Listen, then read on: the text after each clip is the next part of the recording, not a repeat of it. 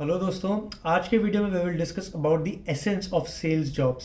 I will make you understand through my personal experience what exactly are the various types of jobs in sales and what are the benefits and drawbacks of working in sales through my personal experience. I will make you understand what are the three different levels of sales jobs and आपको अगर किसी एक specific type of sales job में काम करना है out of these three, तो आपका एक्सपीरियंस वहाँ कैसे होने वाला है. बहुत इंपॉर्टेंट वीडियो है अगर आप एमबीए इन मार्केटिंग परस्यू करने वाले हैं, क्योंकि ये वाला जो पर्टिकुलर रोल है सेल्स का, ये आपको डायरेक्टली अफेक्ट कर सकता है. इसलिए इस वीडियो को बिल्कुल एंड तक देखिएगा. सबसे पहले हम डिस्कस करते हैं कि सेल्स जॉब्स आखिर में कितने टाइप के होते हैं. तो बेसिकली मैंने टाइप्स ऑफ सेल्स जॉब को 3 एरियाज में कैटेगराइज किया है. The first type of sales job is which involves direct selling, जिसमें कि एक बंदा, एक सेल्समैन खुद जाता है डायरेक्टली कस्टमर के पास एंड कोई एक प्रोडक्ट और कोई सर्विस बेचने की कोशिश करता है. सपोज मैं एक इंडिविजुअल हूँ, मैं सपोज एक मेरे को गाड़ी बेचनी है, मैं एक कस्टमर को जाके अप्रोच करता हूँ एंड उसको एक पर्टिकुलर कार को सेल करने की कोशिश करता हूँ. The second layer of a sales role is that of a sales manager that is internal and is working for either a distributor or a dealer. अब जितनी भी टीम ऑफ सेल्समैन है जो मैंने आपको बताया, जो कि स्पेसिफिक गाड़ी बेच रहा है, ठीक है, वो एक डीलर के जो सेल्स मैनेजर है उसको रिपोर्ट करती है. ठीक है, so a sales manager is going to handle a team of salesman who are going to sell a specific product और a service. And the third type of people are the sales managers who are third party. Basically एक company के part है वो. तो आपको एक example देता हूँ मैं एक कंपनी का. ठीक है, सपोज आप एक आईटीसी में काम कर रहे हो. ठीक है, आईटीसी में काम कर रहे हो, आप एक आईटीसी में टेरिटरी सेल्स मैनेजर हो. ठीक है, तो आप यहाँ पे इनडायरेक्ट सेल्स मैनेजर हो. ठीक है, आप डायरेक्टली खुद सेल नहीं कर रहे हो.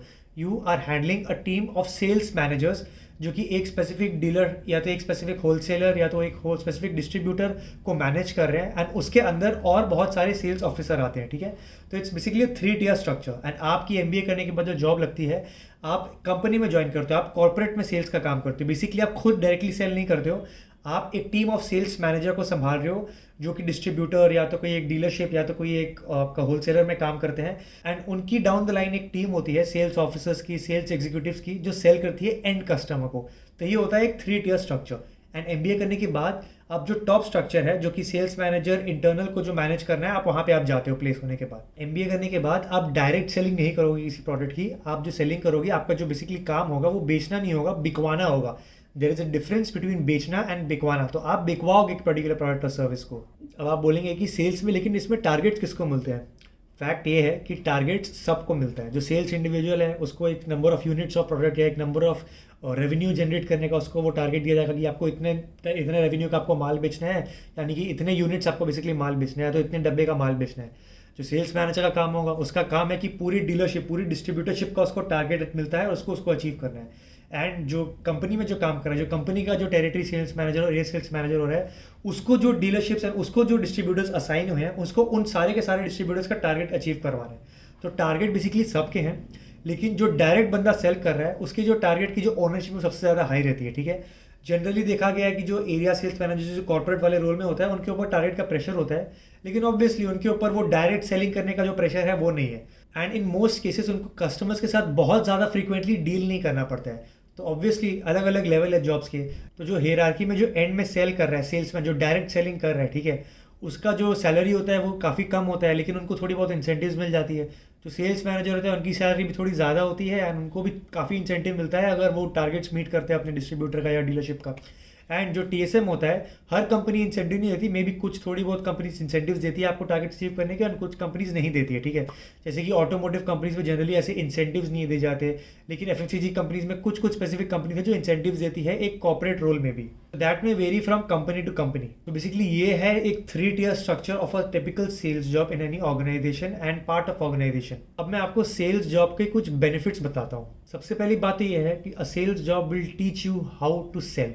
लाइफ में कोई भी स्किल सेट अगर आपको आती हो, कोई भी चीज़ आपको करनी हो, कोई भी काम अगर आप कर रहे हो, ठीक है, लाइफ में, it is very very important to learn to how to sell your self. That means that selling is essentially a life skill that everyone must know. It is very important to be extremely shameless when it comes to promoting yourself, your product, or your service if you really want to grow and if you really want to sell your product to the particular audience whom you are targeting. Shameless होए बिना and rejections को deal करने की आदत होने के बिना, it is very difficult to succeed in sales. So essentially, learning to sell is extremely important, and at some point of time in your life, you must try to get into a sales job that teaches you the very essence of selling. And the other benefit of doing a sales job is the extremely high accountability.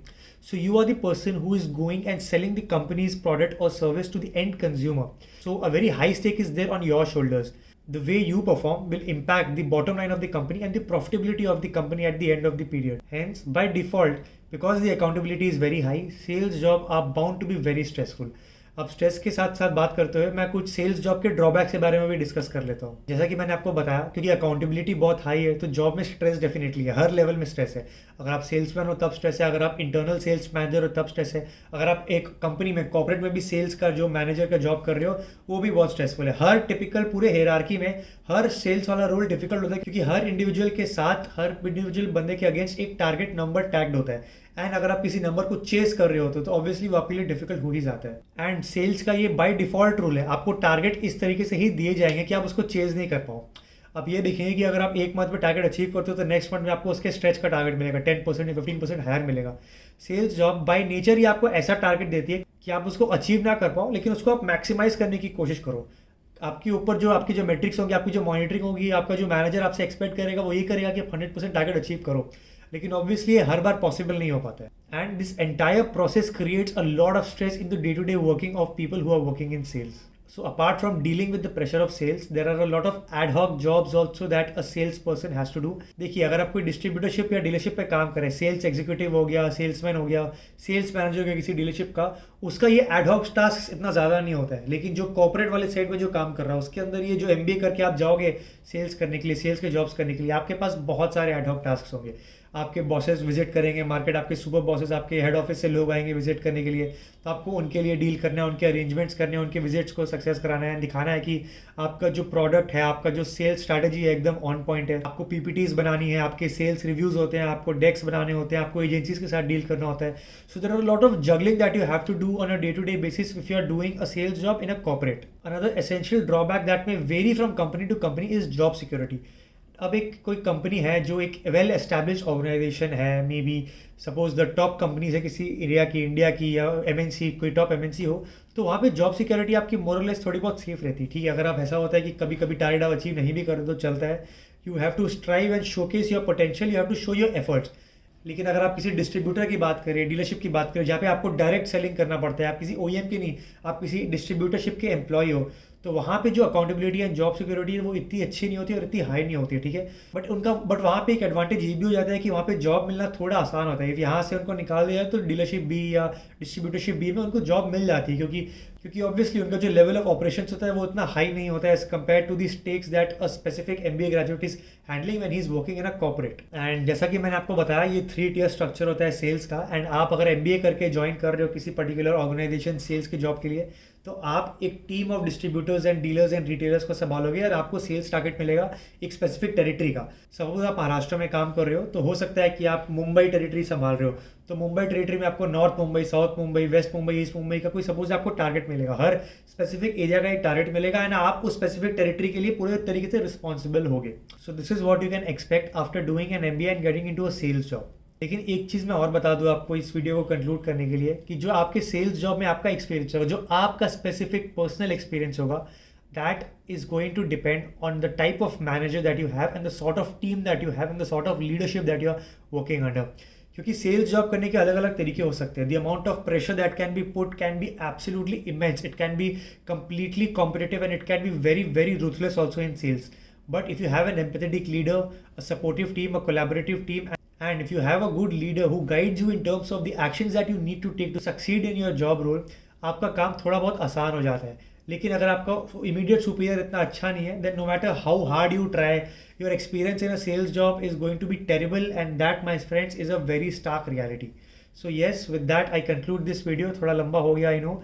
अगर आपको ये video अच्छा लगा तो मेरे channel को subscribe करें, video को लाइक करें, एंड अगर आपको कोई और स्पेसिफिक टॉपिक पे वीडियो चाहिए तो मेरे को कमेंट सेक्शन में लिख के बताएं, and I will be happy to make that video for you. Stay tuned for my next video.